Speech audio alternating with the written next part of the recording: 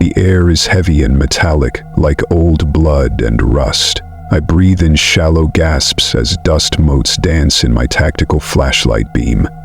My body cam records every crumbling detail of Blackwood Asylum, 89 years closed, harboring untold stories within its decaying walls. I'm here to document and verify reports of unexplainable occurrences. This isn't just another abandoned building, it's a wound in reality. My flashlight sweeps across the grand foyer. Cobwebs hang like necrotic draperies. The silence isn't empty but expectant, buzzing with latent energy. Every creak and drip echoes with disproportionate amplification. Log entry 1. November 14th, 2317. Initial sweep of Blackwood Asylum main entrance. Ambient temperature holding at 9.5 degrees Celsius. I scan the space with my FLIR thermal camera. No heat signatures. Nothing living. At the reception desk, I can't shake the feeling of being watched. I discount it as adrenaline, yet find myself checking behind me. Nothing but distorted shadows. As I position my audio recorder, I catch a faint, almost imperceptible whisper. Or was it just the building settling? I hold my breath, listening. The sound vanishes. I rationalize it as auditory pareidolia, but unease prickles at the base of my skull. The chill deepens as I move through the east wing. My EMF meter remains silent, showing 0 electromagnetic fluctuations. I pass patient rooms with rusted bed frames and scattered remnants of forgotten lives. Then, the first anomaly.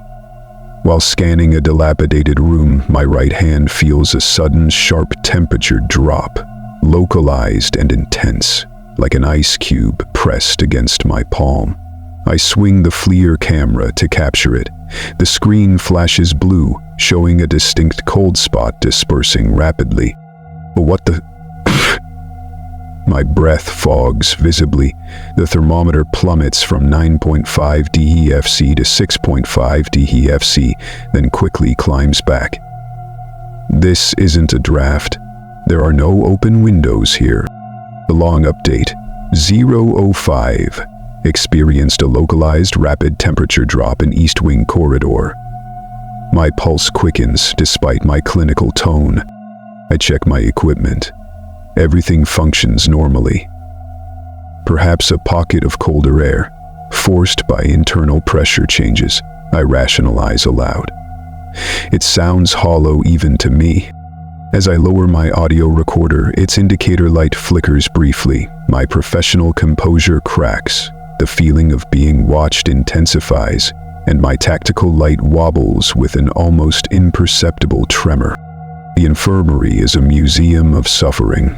Rusted surgical tools on corroded trays, upturned gurneys like skeletal remains. My EMF meter has begun to twitch with faint, erratic spikes. I'm testing a theory, playing white noise through a portable speaker. Suddenly, the EMF meter goes wild, surging from 2 to 8.5 milligauss. Simultaneously, the white noise distorts, lowering in pitch, then rising into a guttural, mechanical groan before snapping back to static. My heart leaps into my throat. Log 115, significant EMF spike accompanied by environmental audio distortion. I stammer, eyes fixed on the corner of the room. Then it happens. A surgical tray scrapes deliberately across a nearby gurney, not falling but dragging 6 inches before stopping. My blood runs cold. No, that's not... I squeeze my eyes shut, then open them. The tray is clearly in a new position. The EMF meter reads a sustained 9. My flashlight beam shakes uncontrollably as I approach the gurney. The air feels charged, heavy, with an unseen presence. Reminder, subscribe before it's too late. This is impossible, I whisper. My scientific detachment dissolves into raw, primal terror. I need to escape this room. I'm huddled in a patient's cell, my composure shattered. The EMF meter screams at maximum. My audio recorder picks up distorted whispers, a cacophony of overlapping voices. The room temperature has plummeted below freezing, my breath visible as white smoke. Every surface glows frigid blue on the thermal camera.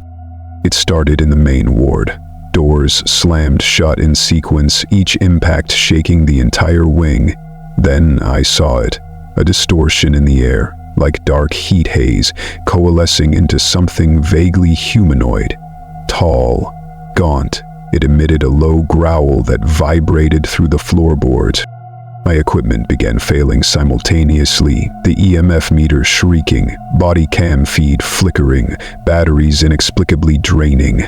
The apparition moved toward me, and I ran blindly until I stumbled into this cell. Now, pressed against cold stone, I listen. The slamming has stopped. Only static hum, flickering light, and my desperate gasps fill the void. A high-pitched whine cuts through, like a distorted child's scream. My vision blurs. I am utterly terrified. Panic drove me to an old service elevator shaft. I rappelled down into a sub-basement labyrinth of narrow tunnels reeking of damp earth and something far more putrid. All my equipment is dead, except my body cam, which has shifted to rudimentary night vision. I hear a rhythmic, wet thump, thump, thump, getting closer, like something immense dragging itself through viscous fluid. My flashlight dies, plunging me into total darkness. The thumping intensifies, accompanied by a scraping like claws on stone. Suddenly I feel it, not a physical touch, but a presence of absolute malevolence directly behind me. A wave of pure terror paralyzes me. My lungs burn as I try to scream. The body cam feed distorts, and amidst the static appears a single, lidless, utterly black eye, pulsating faintly. It's not looking at me from elsewhere. It's looking through me. As the wet thumping resonates directly beside my ear, the body cam fails, leaving me in infernal darkness.